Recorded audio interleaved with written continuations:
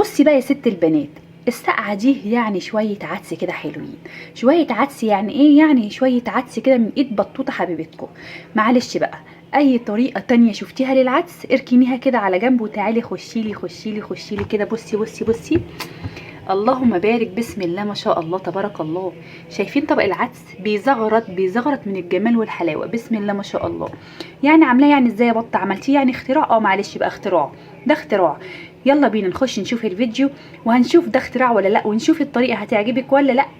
يلا بينا بقى، علشان انا بصوا يعني هنافس اي حد معلش، وهتحدى اي حد لو عمل الطريقه بتاعتي دي. يجي بقى في الكومنت كده يقول لي يا بطه انا عملت الطريقه بتاعتك دي، يبقى لي كده مني طبق عدس يستاهل بقه من اللي انا عاملاه ده. يلا بينا بقى نسمي الله ونصلي على الرسول ونبدا ان شاء الله حلقتنا النهارده. يلا بينا.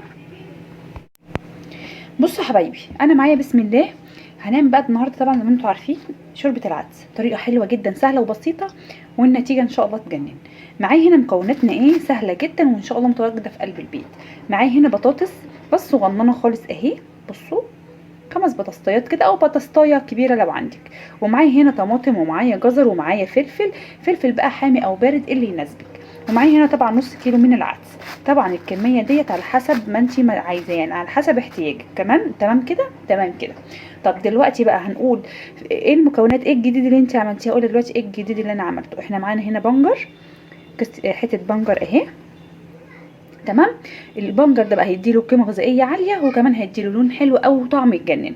يلا بينا. طيب فين طب الجديد برضه يا بطه؟ يلا بينا نشوف الطريقه. طريقه جديده جدا، حاجات بقى مختلفه، والطعم في الاخر بجد بجد وهم ما شاء الله لا قوه الا بالله.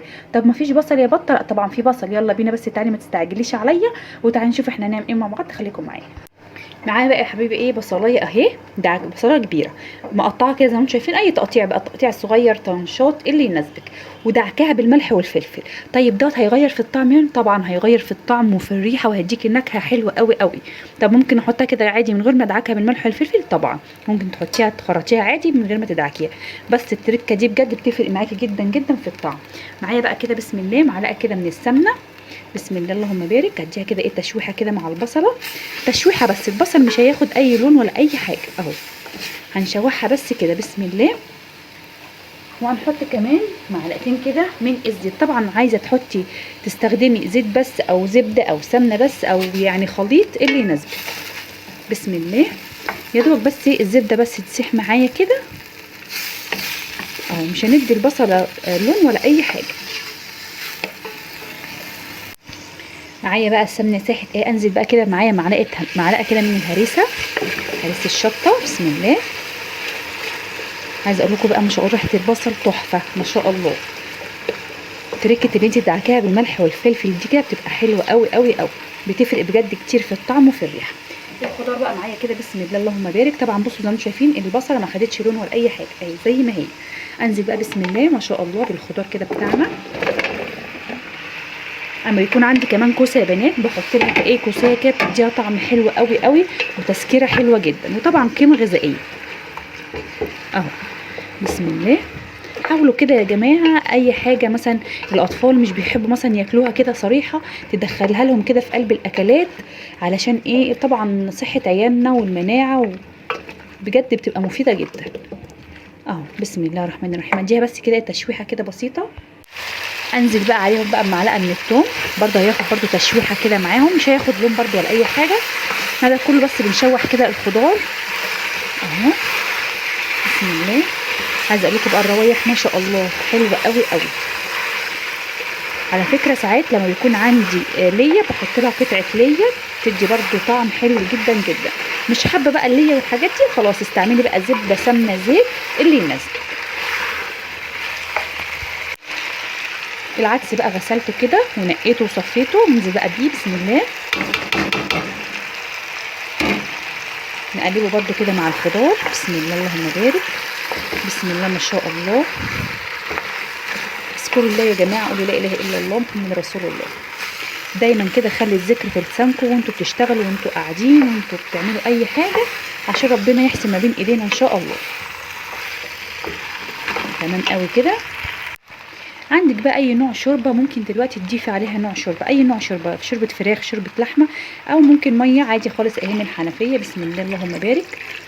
نغطي كده الخضار كده بالميه. بسم الله.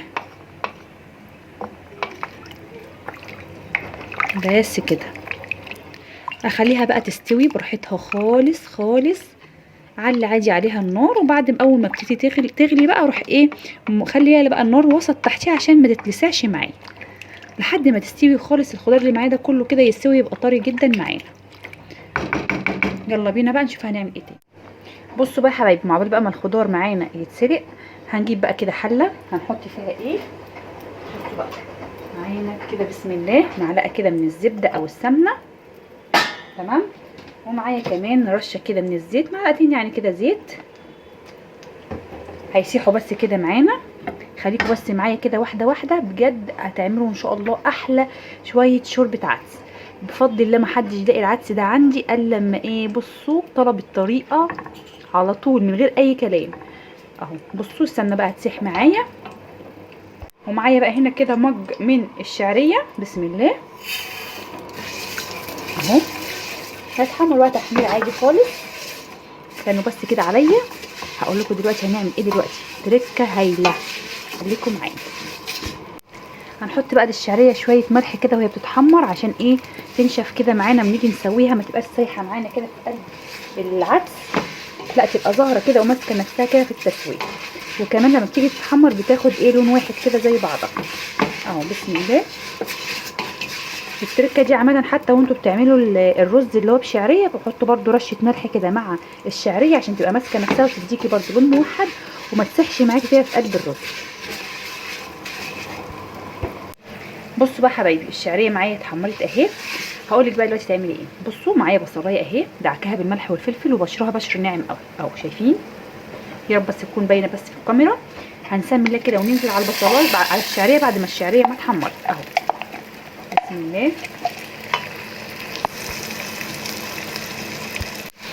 وقلبتها كده بقى يا حبايبي مع الشعريه. بصوا بقى البصلايه دي بتدي للشعريه طعم هايل. طب هتقولي لي بقى انت عامله دلوقتي الشعريه لوحدها ليه؟ هوريكم دلوقتي انا هعمل الشعريه لوحدها ليه. خليكم بس معايا ونشوف احنا هنعمل فيها ايه تاني اهو. نشوحها بس كده البصله كده تشويحه بس كده بسيطه، بتدبل بس مع الشعريه لكن ما بتاخدش لون خالص. وانا بشرها بشر ناعم زي ما قلت لكم، تدعكوها كويس بالملح والفلفل اهو.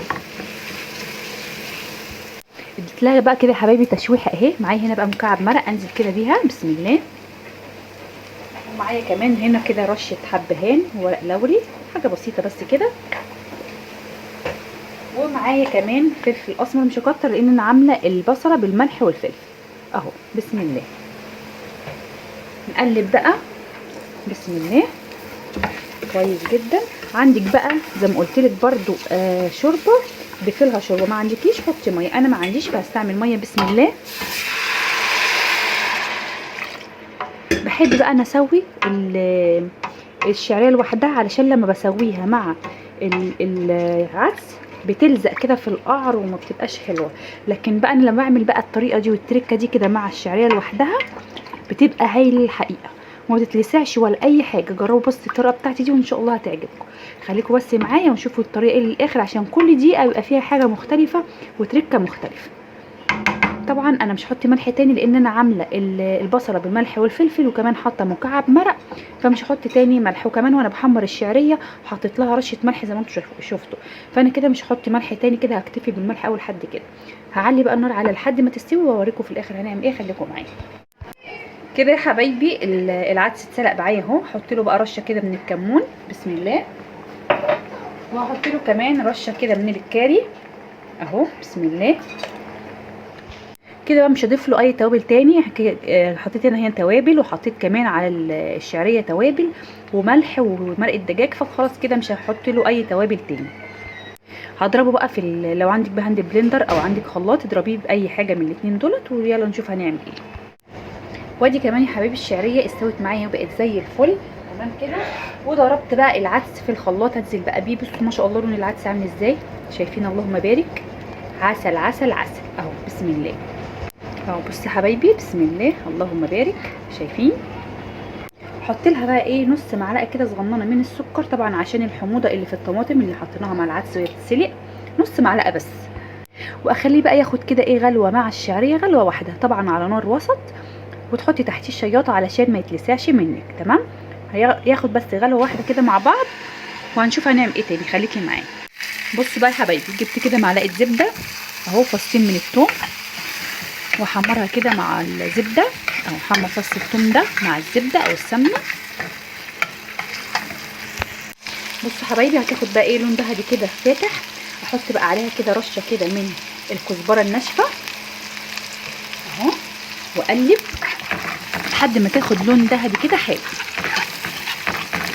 الله على الروايح ما شاء الله. مين بقى وصل بقى معايا لحد الدقيقه ديت يقول لي انا وصلت معاك للدقيقه ديت، ويقول لي بقى شم بقى ريحه الثوم بقى والكزبره والزبده ديت ولا لا. ما شاء الله اللهم بارك. كده خلاص اخدت لون كده ذهبي فاتح. انزل بيها بقى ايه على العدس. بصوا بسم الله اللهم بارك.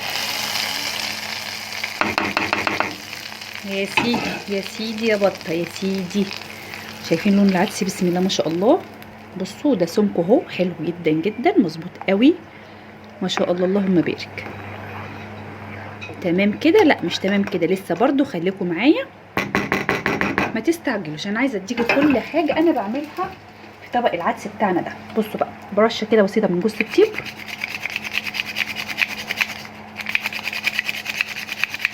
ودي اختياريه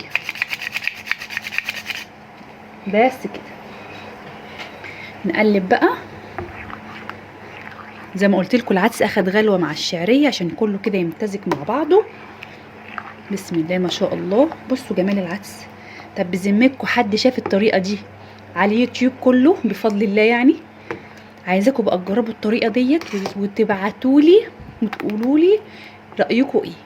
بصوا بسم الله ما شاء الله اللهم بارك. دهب دهب دهب ما شاء الله تبارك الله. بصوا بقى البنجر مديله لون حلو ازاي ومزهزه كده، مبين لون العدس الجميل ما شاء الله، غير الطعم بقى والقيمه الغذائيه العاليه اهو.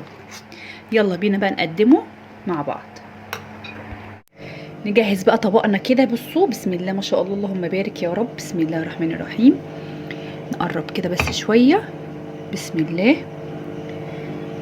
تعالوا بقى يا جماعه اتغدوا معايا، حاجه كده فاخر من الاخر. بسم الله ما شاء الله اللهم بارك يا رب. بسم الله الرحمن الرحيم. شايفين الجمال؟ بصوا نقرب بقى كده ونشوف كده العسل. عسل عسل يا بطه، ده مش عدس ده عسل. نعصر عليه بقى كده عصره ليمونه. يا سلام بقى كده مع عيش بقى محمص كده. يا سيدي يا سيدي يا سيدي، ايه رايكم؟ بجد يا بنات حلو قوي قوي قوي قوي. عشان خاطري جربوه. وانا بس مستنيه منكم ايه، دعوه بس كده حلوه لما تجربيه كده على طريقتي. قولي لي بس ايه رايك فيه. بصوا قرن فلفل كده حامي، ايه رايكم؟ وعصره ليمونه. الله على الجمال اهو. طبقنا سهل جدا سريع، ما خدش معانا وقت خالص. مكوناته كلها موجوده في البيت، بس امشي بس على التركات اللي انا قلت لك عليها علشان يطلع منك بنفس الطريقه ان شاء الله. يا رب بقى يكون النهارده الفيديو بتاعي عجبك. لو عجبك بقى يا حبيبتي الفيديو ما تنسينيش بقى في الدعاء اول حاجه، والاشتراك في القناه وتفعيل الجرس واللايك. وبكده اقدر اقول لك السلام عليكم ورحمه الله وبركاته.